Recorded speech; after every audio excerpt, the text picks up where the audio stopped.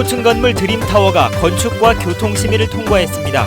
마지막 행정 절차가 마무리되면서 사업이 속도를 낼 전망입니다. 제주 첨단과학기술단지에 대규모 아파트 단지가 추진되고 있습니다. 중산간 경관 파괴와 분양가 논란이 일고 있습니다. 제주 항운노조가 신규 조합원 채용 과정에서 금품을 받았다는 의혹이 제기돼 검찰이 수사에 착수했습니다. 원희룡 도정 출범 이후 처음 열린 정책협의회에서 제주도와 도의회가 카지노와 예산개혁 문제를 놓고 격론을 벌였습니다.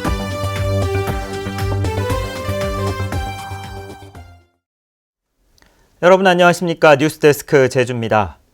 제주시 노형동에 170m 높이의 초고층 카지노 건물 드림타워가 결국 들어서게 됐습니다. 건축물 규모는 줄었지만 이 초고층 카지노 빌딩이라는 본질은 달라진 게 없어서 원희룡 지사가 공약했던 근본적인 재검토는 빈말이 돼버렸습니다. 현재훈 기자가 보도합니다. 초고층 카지노 빌딩이 제주시 노형동에 세워집니다. 제주도 건축교통통합심의위원회는 동아투자개발이 제출한 38층 169m 높이의 쌍둥이 빌딩을 신축하는 건축허가 변경 계획을 심의하고 교통대책을 보완하는 조건으로 통과시켰습니다. 건물 부근 일부 도로를 3차로에서 4차로로 넓히고 보도와 차도를 분리하는 내용으로 당초 계획을 크게 손질하지 않는 부수적인 내용들입니다. 교통대책의 목적이 교통 영향을 주변에 미치는 영향을 최소화 방안을 강구하는 거지 뭐 전혀 크게 교통에 영향이 없다. 그렇게 근본적인 대책은 이게 교통 개선 대책에서 목적이 아니고 특히 사업자가 지상 2층에 8,900제곱미터 규모의 카지노 시설을 명확하게 밝혔지만 제주도는 건축 허가와 카지노 허가는 별개라는 입장을 되풀이했습니다. 제도적인 준비를 지금 하고 있는 상태라서 그 부분에 대해서 저희들 이 변경 허가 부분과 연계해서 저희들이 지금 입장이 어떻다라고 말씀드리기에는 시기적으로 적절치 않다는 그런 말씀을 드리겠습니다. 시민사회 단체는 초고층과 카지노 시설이라는 본질은 달라진 게 없는데도 건축물 규모를 줄이는 조건으로 제주도가 심의를 해준 것은 사실상 카지노 허가 수순으로 가는 것이라며 반발하고 있습니다. MBC 뉴스 현재훈입니다. 한라산 중산간 지역에 대규모 아파트 단지가 추진되고 있습니다. 이미 중국 자본의 콘도가 우후 죽순처럼 들어서고 있는 가운데 아파트까지 들어서면 한라산 자락 중산간이 걷잡을 수 없이 파괴될 거란 논란이 일고 있습니다. 이소현 기자입니다. 제주시 첨단과학기술단지 안에 비어있는 공동주택 용지. 최근 서울의 한 건설업체가 이곳에 6층 높이 아파트 759세대를 건설하겠다는 사업계획 신청서를 제주시에 제출했습니다. JDC로부터 아파트 부지 2만 8천여 제곱미터를 330억 원에 사들였고 오는 5월 착공에 내년 말에 완공하겠다는 계획입니다. 그런데 이곳은 해발 370m의 중산간 지역으로 한라산 국립공원과도 불과 3km 떨어진 곳입니다. 상군부리와 다랑시 오름 등 중산간 오름들과도 비슷한 높이입니다. 공사가 시작되면 한라산과 중산간의 경관을 해칠 것이라는 우려가 나오고 있습니다. 중산간 아파트들이 들어설 수 있는 하나의 단초를 제공할 수 있다. 그래서 이 첫 단추가 중요한 것이고 이것이 승인되게 되면 앞으로 중산간 난개발을 막을 수 있는 어떤 그런 제어 장치가 없어진다라고 저는 보고 있습니다. 도심 외곽이지만 예상 분양가는 3.3제곱미터에 850만 원. 700만 원대인 제주 시내 아파트 가격보다도 높아 부동산 폭등세를 부추길 것이라는 지적도 있습니다. 제주시는 관계부서와 협의를 거친 뒤 2달 안에 결론을 내려야 하는 상황. 지금까지는 법적인 문제가 없다며 승인 가능성이 높다는 입장입니다. 예, 아파트 사는 부분이 있었고 그것을 이제 내입하고 공사를 하는데 그걸 똑같은 개념은 뭐 알아주고라든가 TPR을 하는 거 똑같은 개념인데 중산간 대규모 아파트 건설에 첫 신호탄이 될 것이라는 우려가 나오는 가운데 제주시가 어떤 결정을 내릴지 귀추가 주목되고 있습니다. MBC 뉴스 이소연입니다.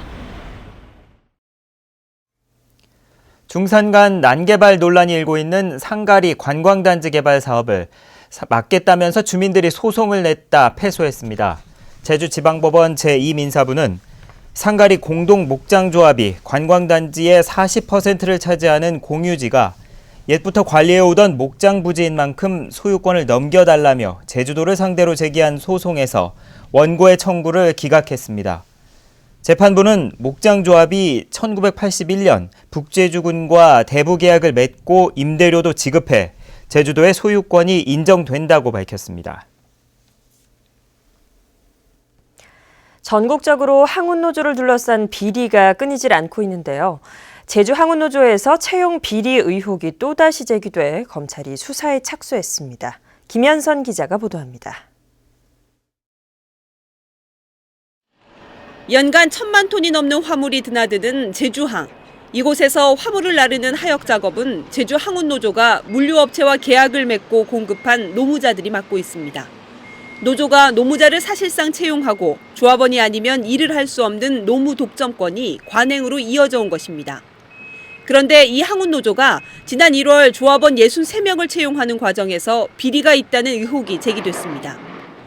적으면 몇백만 원, 많으면 몇천만 원이라도 가능한 일입니다. 이번에 들어온 신관들도 보면 대의원 친척들, 그다음에 반장들 친척들, 그리고 위원장 측근 사람들의 친척들. 이에 따라 검찰은 제주 항운노조 사무실과 새마을 금고, 임원 자택 등 4곳을 전격적으로 압수수색했습니다.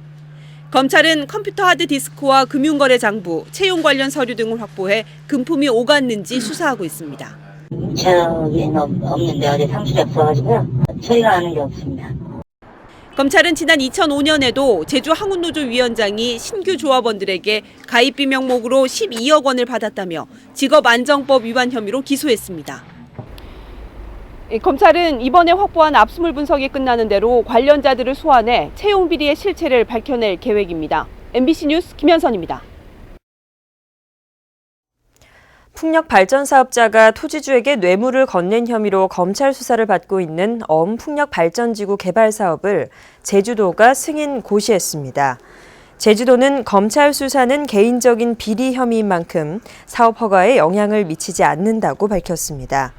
한화건설 등이 추진하는 어음풍력 발전지구에는 오는 2017년까지 670억 원이 투입돼 풍력 발전기 8대가 들어설 예정입니다. 지난해 말부터 치열한 예산 전쟁을 치렀던 제주도와 도의회가 오랜만에 정책협의회를 열었습니다. 하지만 카지노와 예산 개혁 문제를 놓고 첫 만남부터 격론을 벌였습니다.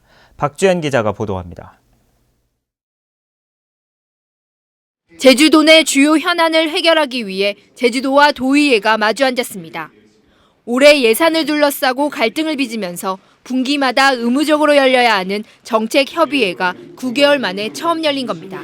도정과 의회가 서로 다른 접근 방식으로 어려움을 겪었던 시간도 있습니다만 이제는 소통과 협력의 소중한 에너지로 승화시켜 나가야 될 때라고 생각을 합니다. 둘 다 한 발씩 물러선 자리에서 다시 생각하고 다시 바라본다고 하면 아주 좋은 안들이 합일되지 않겠는가 이런 생각을 하면서 비공개로 진행된 정책협의회에서 양측은 제주공항 인프라 확충을 위해 빠른 시일 안에 도민 의견을 수렴하기로 합의했습니다. 하지만 카지노 관리 감독 방안을 놓고 제주도는 조례를, 도의회는 상위법인 관광진흥법 개정이 필요하다며 맞섰습니다. 예산제도 개혁 협의체에 누구를 참여시킬지에 대해서도 의견이 엇갈려 다음 달에 다시 논의하기로 했습니다. 집행부에서 의회에 하고 싶은 예산에 대한 문제점, 그리고 의회가 기초의회가 없는 상황에서 또 나름대로 의원들께서 의회 입장에서 좀 하고 싶은 말, 그 부분에 대해서 두 기관이 서로를 이해하는 것이 먼저 필요하다고. 장기간 중단됐던 대화의 물꼬는 텄지만 여전한 입장 차이를 보이면서 앞으로 정책 협의가 정상화될 수 있을지 관심이 쏠리고 있습니다. MBC 뉴스 박주연입니다. 제주 4.3 사건 희생자 유해에 대한 신원 확인 작업이 탄력을 받을 것으로 보입니다. 이완구 국무총리는 국회 김우남 의원의 서면 질문에 대한 답변서에서 제주 4.3 사건 발굴 유해의 신원 확인을 위한 예산을 지원하겠다고 밝혔습니다. 지난 2006년부터 제주공항과 화북동 등에서 발굴된 4.3 희생자 가운데 309구는 아직까지 신원이 확인되지 않고 있습니다. 제3회 제주 4.3 평화문학상 시상식이 오늘 제주도청에서 열렸습니다. 수상자는 시부문의 무명천 할머니의 최원묵 씨, 소설 부문의 2세대 댓글부대의 장강명 씨로 문학상과 함께 시부문은 2천만 원, 소설은 7천만 원의 상금을 받았습니다. 올해 4.3 평화문학상의 국내외에서 시와 소설 1000여 편이 응모됐고 수상 작품은 조만간 출간될 예정입니다. 김병립 제주시장은 오늘 취임 100일을 맞아 기자회견을 열고 주민이 참여하는 도시재생으로 원도심을 재도약시키겠다고 밝혔습니다. 김병립 시장은 주민협의체를 활성화하고 토지 비축제 도입으로 민간 투자를 유도해 자연스럽게 원도심으로 인구를 유입시키겠다고 밝혔습니다. 또 채소 전문 농산물 산지 유통센터와 공영버스 확대, 쓰레기 종량제 정착도 약속했습니다. 롯데면세점과 제주은행, 제주신용보증재단이 서민경제 활성화를 위한 금융지원 업무 협약을 맺었습니다. 협약에 따라 롯데면세점과 제주은행은 신용보증재단에 1억 원을 출연하면 재단 측은 15배인 30억 원을 제주시 연동으로 이전하는 롯데면세점에 입점하는 중소자영업자에게 우선적으로 특별 보증을 지원하게 됩니다. 제주도개발공사는 창립 20주년을 맞아 재도약을 위한 혁신 경영 선포식을 열고 현재 36%인 삼다수의 생수시장 점유율을 오는 2020년까지 50%로 끌어올리겠다고 밝혔습니다. 또 수출국가도 현재 24개국에서 80개국으로 늘리는 한편 다각적인 신사업을 발굴해 제주의 성장과 발전을 이끌겠다고 밝혔습니다. 학교 비정규직 노동조합과 제주도 교육청의 임금 협상이 타결됐습니다. 전국 학교 비정규직 연대회의와 교육청은 기본급 3.8% 인상과 급식비와 교통보조비를 지원하는 내용의 협약을 맺었습니다. 양측은 지난해 11월부터 20여 차례 실무 협의를 벌여왔고 협상이 난항을 겪으면서 급식 종사원 등을 중심으로 파업을 벌이기도 했습니다. 제주 해군기지 반대운동을 하다 벌금을 내지 않은 강정마을 주민이 경찰에 처음으로 긴급 체포됐습니다. 서귀포 경찰서는 오늘 오후 서귀포시 중정로에서 공무집행 방해죄로 벌금형을 받은 뒤 벌금 미납으로 수배된 41살 윤모 씨를 긴급 체포했습니다. 지금까지 강정마을 주민들에게 선고된 벌금은 4억 원으로 강정마을회는 마을 회관을 팔아 대신 내는 방안을 논의하고 있습니다. 뉴스데스크 제주였습니다. 고맙습니다.